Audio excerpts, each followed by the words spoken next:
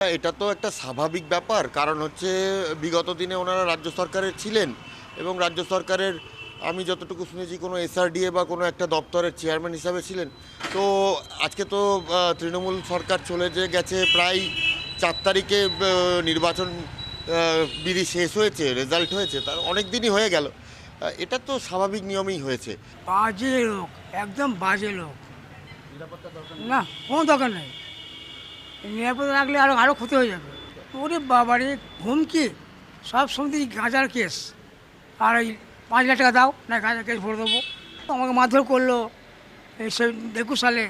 ঘর বন্ধ করে দিল, ঘর বন্ধ করে দিয়ে আমাকে বের করে দিল ঘর থেকে। তারপরে আমাকে অন্য জায়গায় বাড়িতে থাকতে হলো। তারপর দিন বেলা 12টা পর্যন্ত আমি পায়ে হাতে পড়লাম, তোমাকে চাবিটা দে, আমার টিকিট ভরা আছে। আমার টিকিট বিক্রি হবে না।